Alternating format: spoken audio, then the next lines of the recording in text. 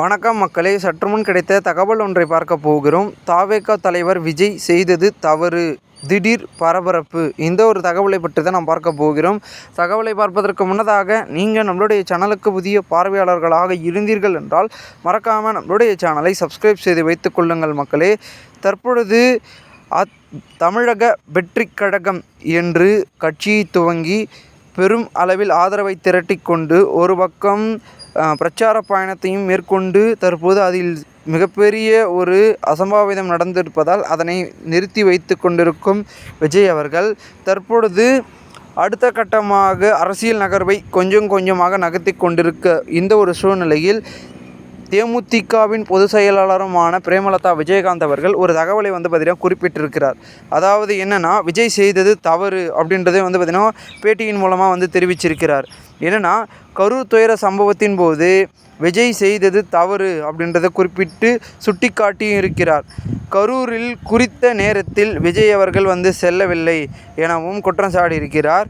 மேலும் மக்கள் காத்து கிடக்கிறார்கள் என்ற பொறுப்பு இல்லாமல் கடமை உணர்வை தவறவிட்டதாகவும் பார்த்திங்கன்னா குறிப்பிட்டிருக்கிறார்கள் பிரேமலதா விஜயகாந்த் அவர்கள்.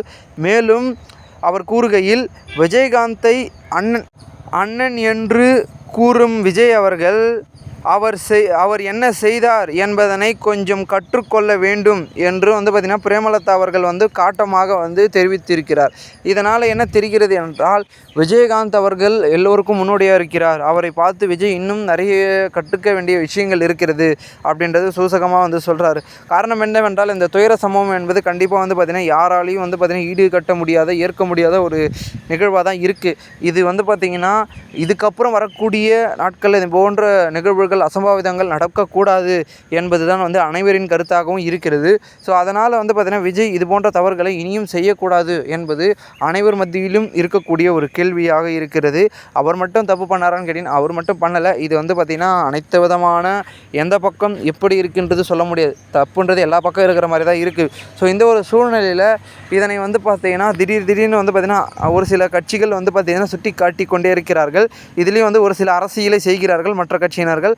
அதேபோன்று தேமுதிகவின் பொதுச் செயலாளரும் பிரேமலதா விஜயகாந்த் அவர்கள் குறிப்பிட்டிருக்கையில் இதில் ஏதோ ஒரு ட்விஸ்டடான ஒரு விஷயம் இருக்குது அப்படின்றதும் பார்த்திங்கன்னா தெரிகிறது.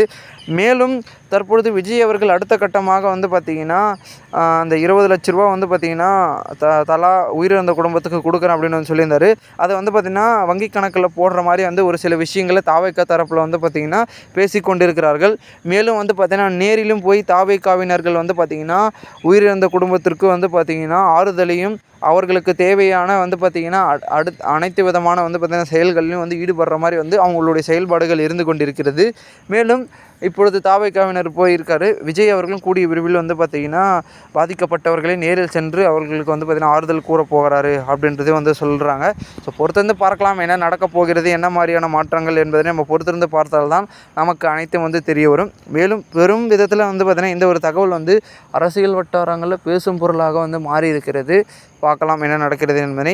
மேலும் இந்த ஒரு தகவலை குறித்த பொதுமக்கள் உங்களுடைய கருத்துக்களை நீங்கள் கமெண்ட் மூலமாக தெரிவிங்கள். இதுபோன்று நீங்கள் அரசியல் சார்ந்த நிகழ்வுகளாம் தினசரி நீங்கள் தெரிந்து கொள்ள நம்மளுடைய சேனலை சப்ஸ்கிரைப் செய்து வைத்துக் கொள்ளுங்கள் மக்களே. நாம் அடுத்தடுத்த வீடியோவில் சந்திக்கலாம். அதுவரை உங்களிடமிருந்து விடைபெறுகிறேன். நன்றி, வணக்கம் மக்களே.